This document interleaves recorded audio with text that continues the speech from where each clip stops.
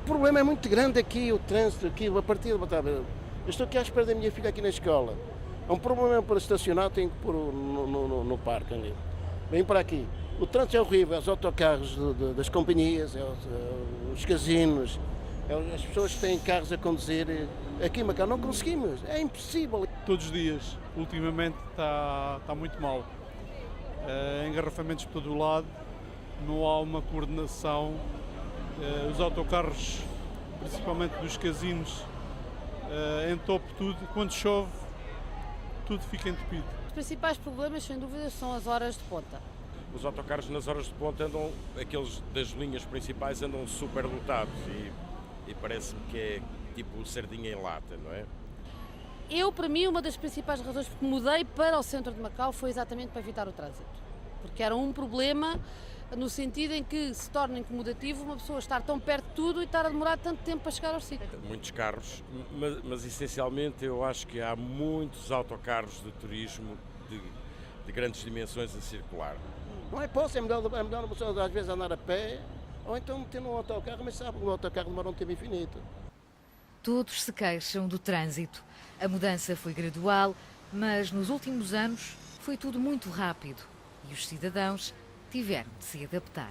Alterou alguns dos seus hábitos por causa do trânsito?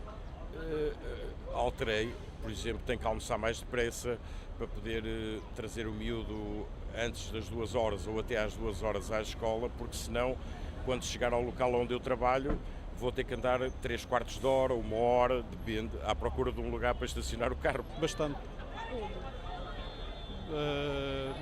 Utilizo os transportes públicos, talvez não vou para as zonas que tem muita gente. Ali ao Senado é raro passar ali.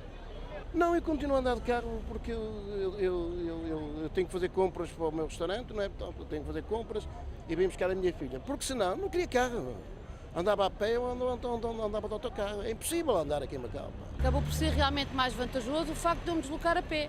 Portanto, eu saio do trabalho, vou almoçar a casa, venho buscar a minha filha à escola e faço tudo sem utilizar o carro. Só uso o carro mesmo para me deslocar ou à Taipa ou à Coluana se precisar de fazer distâncias maiores. É uma das principais questões que os residentes querem que o governo resolva. Afinal, o que está em jogo é a vida diária de cada um.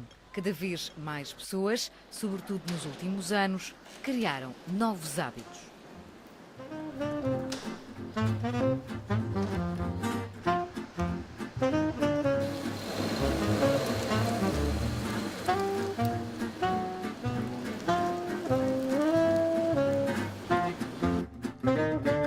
Vamos levar o Alexandre à escola. E costumas levá-lo todos os dias de carro?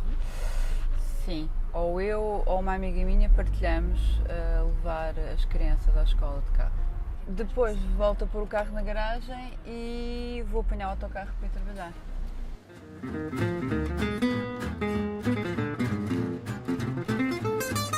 Era muito estressante para mim, de manhã e ao fim do dia, usar o carro.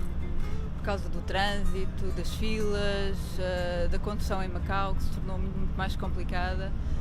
E eu não relaxava, era um momento que por vezes me estragava o dia.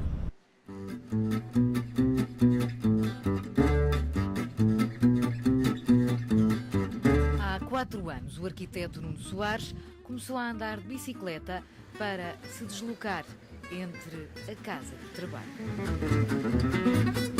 Percebi-me que estava a demorar muito tempo a chegar de casa até à faculdade, que é uma deslocação pendular que eu faço cotidianamente.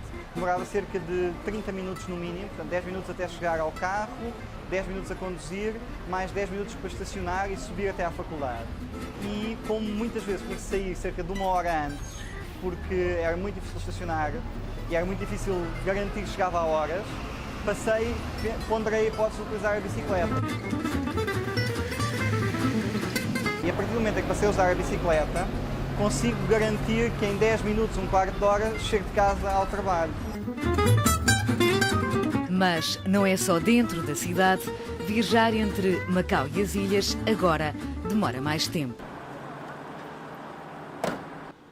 Eu moro em Coluane, acho que há coisa de 15 anos por aí, e até há 3 anos atrás, 3, 4 anos, quando começaram a construir o complexo Ecpaivan e todas as infraestruturas aqui à volta, Até então demorava mais ou menos 15 minutos. Agora devo demorar entre 20 a 30 minutos a chegar de casa em Coloane até ao trabalho. E no caminho para o trabalho, o advogado passa junto ao complexo de SEC Paivan. Estamos numa rotunda, que é, portanto, no fundo, a rotunda que é o eixo central da entrada em Coloane. Temos aqui estes apartamentos todos. Agora imagine 15 mil viaturas, ou 10 mil, ou o que for, portanto, no fundo 10 vezes mais do que existe quase agora em Coloane, a saírem ao mesmo tempo nesta rotunda. As chaves começaram a ser entregues no início do mês. São mais de 9.000 apartamentos de habitação pública, servida por 2.500 lugares de estacionamento e 7 carreiras de autocarros. Os cidadãos receiam que a zona se transforme num nó rodoviário. O problema é que o número de veículos não para de crescer. Até dezembro do ano passado, havia mais de 217 mil veículos motorizados, metade automóveis. De acordo com os Serviços para os Assuntos de Tráfego, o aumento foi de 16% em comparação com 2008, isto é, de 4% ao ano. O que nós pretendemos é controlar esse aumento para não tornar mais complexa ainda as vias rodoviárias. O Executivo diz ter um plano de ação para impedir que o número de veículos continue a subir e vai começar pelo aumento das taxas de estacionamento dos parquímetros e silos públicos no final do ano. A taxa de estacionamento, tanto nas vias públicas, os parques, os parquímetros nas vias públicas, como também nos silos automóveis, portanto, nós pretendemos também rever essas taxas. Esperamos, ao final do ano, poder lançar essas novas medidas, portanto, pelo menos para o estacionamento. Atualmente, 1 hora ou meia hora de parquímetro custa uma pataca. Futuramente será pago o mesmo dinheiro, mas por 15 ou 10 minutos de estacionamento. O aumento será aplicado nas zonas comerciais. Nós vamos diminuir a fração de tempo para tornar mais rotativo o uso desse estacionamento. Provavelmente até 10 minutos ou 15 minutos por pataca. Quanto aos parques de estacionamento públicos, nos mais procurados, a taxa será aumentada e o preço para estacionar poderá baixar nos menos usados e durante a noite. Quanto ao valor de aumento da taxa, que é atualmente de 3 patacas por hora, Luís Gageiro diz que está em estudo, mas é possível que em certos parques mais utilizados a subida seja para o dobro. Medidas que poderão não ser bem aceites. O que nós pretendemos não é aumentar o preço por aumentar. Portanto, o que nós tomamos essas medidas é precisamente para tornar, por exemplo, os parques, os parquímetros, terem a sua fluidez, a sua rotatividade, para mais pessoas poderem usufruir e satisfazer as suas necessidades a curto prazo. Outras soluções estão a ser preparadas para limitar o uso de transporte particular. Depois de, no ano passado, terem sido fixados limites de emissão de gases de escape para os novos automóveis importados, o Governo vai definir esses padrões para os veículos em circulação. Outra política é a diminuição da idade para um veículo motorizado ser sujeito à inspeção obrigatória, que atualmente é de mais de 10 anos.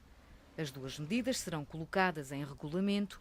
O relatório final de consulta pública poderá estar concluído em julho. Também está a ser estudado o aumento do imposto de circulação de motorizados. O Governo não está a ponderar, por agora, limitar o número de veículos nas estradas. Nós temos que ponderar depois, quando essas medidas entrarem em vigor, a ver o impacto, a ver o resultado desse controle.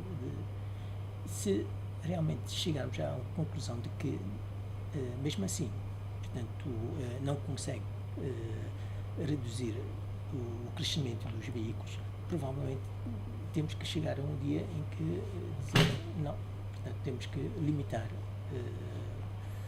o seu número de crescimento por legislação.